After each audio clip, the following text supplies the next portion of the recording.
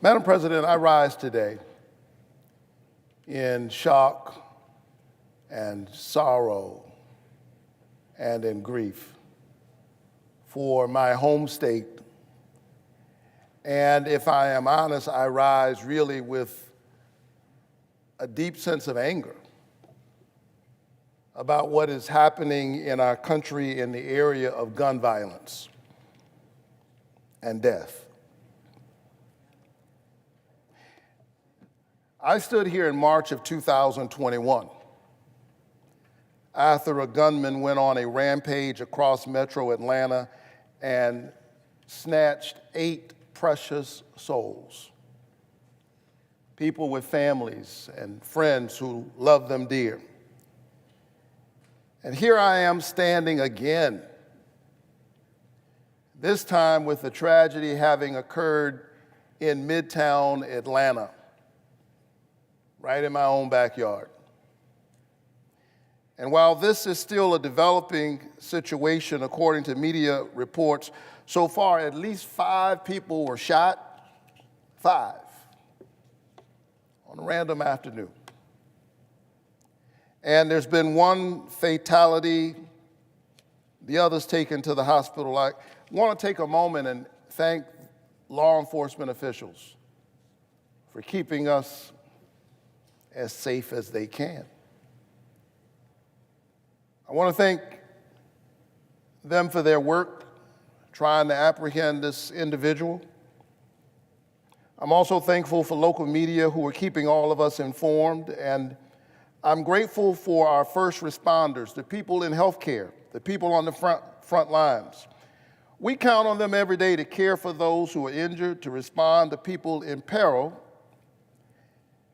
And that's what makes this particular shooting ironic and deeply upsetting, because it underscores the fact that none of us is safe no matter where we are. This happened in a medical facility where people are trying to find healing.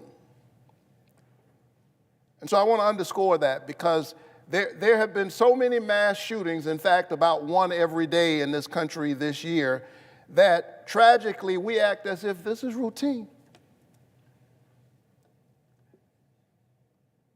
We behave as if this is normal.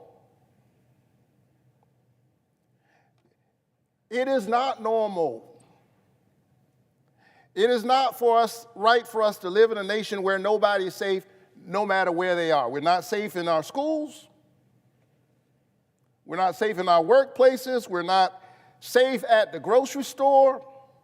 We're not safe at movie theaters. We're not safe at spas. We're not safe in our houses of worship. There is no sanctuary in the sanctuary. We're not safe at concerts. We're not safe at banks. We're not safe at parades. We're not safe in our own yards and in our own homes. And now, today, we can add medical facilities to that list.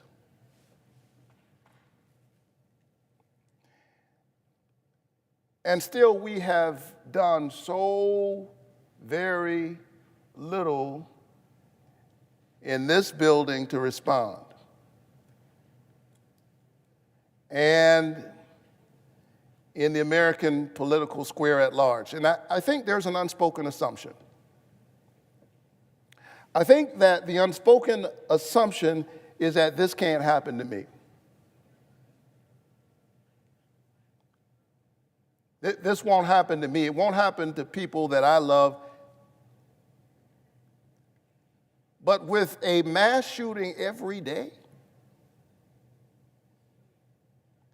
the truth is the chances are great.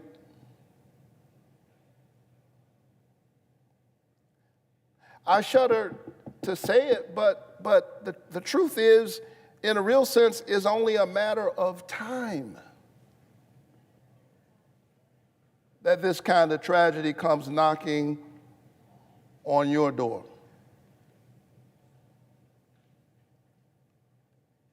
And then in a deeper sense, I think it's important for us to recognize that it's already happening to you. You may not be the victim of a mass shooting. You may not know anyone who's the victim of a mass shooting yet, but in a real sense, it is already happening to all of us. Dr. King was right. We are tied in a single garment of destiny, caught up in an inescapable network of mutuality. Whatever affects one directly affects all indirectly. This is knocking on all of our doors. And I feel this afternoon in a very real sense. I feel it in my bones because my own two children were on lockdown this afternoon. I have two small children, and their schools were on lockdown responding to this tragedy. They are there, I'm here, hoping and praying that they are safe. But the truth is, none of us is safe.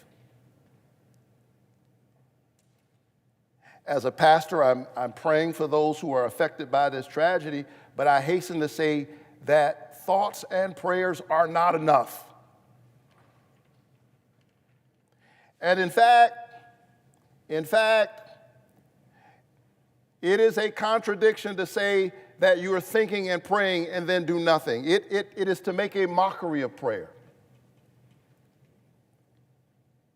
It is to trivialize faith. We pray not only with our lips, we pray with our legs. We pray by taking action. And still there are those who want to convince us that this is the cost of freedom. To them, we have to say no. This ongoing, slow-moving tragedy in our country, mass shootings as routine, is not the cost of freedom. It is the cost of blind obstinance, a refusal to change course even when the evidence suggests we must do something different. It is the cost of demagoguery, those who want to convince us that common sense gun reform is somehow a call to take everybody's guns. This is not the cost of freedom. Dare I say it, it is the cost of greed. Gun lobbyists willing to line their pockets even at the cost of our children. And so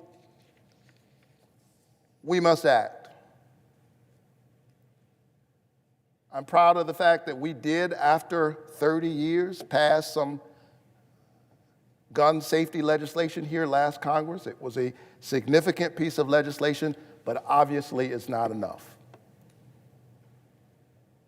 87% or more of Americans believe that we ought to have universal background checks, and still we can't get it. Think about that. In a country where everybody says we're divided, and there are deep divisions to be sure. There's disagreement on this issue to be sure, but in a country where there is 87% agreement on something, there's no movement on it in Congress. Which means that that's a problem with our democracy. The people's voices have been squeezed out of their democracy, and there's a growing chasm between what the people actually want and what they can get from their government. And we saw it in a stark and ugly way a few weeks ago when we had two brave young legislators stand up in Tennessee, three in fact. And the same legislature that refused to do anything on gun violence came down on them with all of their might and expelled them from the legislature. We have to stand up against these anti-democratic forces at work in our country. And we have to give the people their voices back. And if we refuse to act while our children are dying,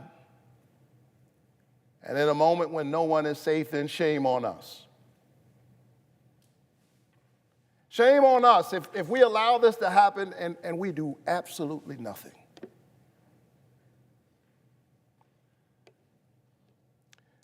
St. Augustine, the African bishop of the early church, said that hope has two beautiful daughters. He said they are both beautiful: anger and courage. Anger with the way things are, and courage to see that they do not remain as they are. I'm pleading, I'm begging all of my colleagues on both sides of the aisle to remember the covenant that we have with one another as an American people. Stand up in this defining moment and do everything we can to protect all of us and certainly all of our children. We owe it to the people who have sent us here. I know that there are those who will look at this moment and say, politically, do you really think we can get anything done here? They will ask if this is the time, given the state of politics in our country right now. I respond with the words of Dr. King, who said that the time is always right to do what is right, and that time is right now. Madam President, I yield the floor.